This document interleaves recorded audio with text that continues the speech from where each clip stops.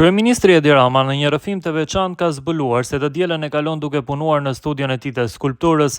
Gjatë fjalës së tij në episodin e podcastit Flasim, Rama tha se duke u marrë me skulpturën, i ka bërë padrejtësi familjes.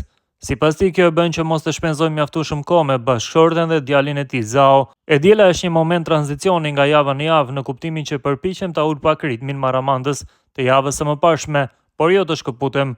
Por ta rimendoj javën e mëparshme, t'i kaloj me veten time gjërat, çfarë është bërë, si është bërë, çfarë nuk është bërë mirë, ku është bërë një gabim, i bëj një analizë javës dhe përgatitem për javën tjetër, dhe ndërkohë mund të ketë brenda edhe aktivitet. Më kujtohet fjala e Papa Franceskut kur i thash, kur e takova, unë dua të ftoj në Shqipëri se folën për gjyshen katolike, se gjyshja do rrotullohej në varr, po mos ta bëj aftesën.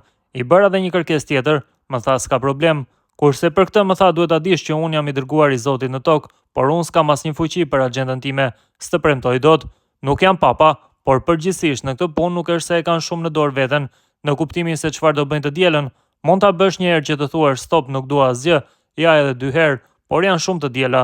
Sot duhet të nisem për Riad, ku më ka ftuar princi i kurorës, një mik, edhe atje zhvillohet një aktivitet vjetor, dhe ai më tha duhet të vish patjetër, kështu që duhet të nisem për në Riad. Lirin që e kam në atë hapësirë e kaloj duke i bërë një padrejtësi lindës dhe Zaos dhe dy të mëdhenjve që janë viktima të drejt për drejt të kësaj pune, që paguajnë kosto të patregueshme, sepse nuk rri mjaftueshëm për shkëputem sa mundem dhe shkoj në studio të Shpella e Dules për të pranuar se në fakt e kam pjesë të punës.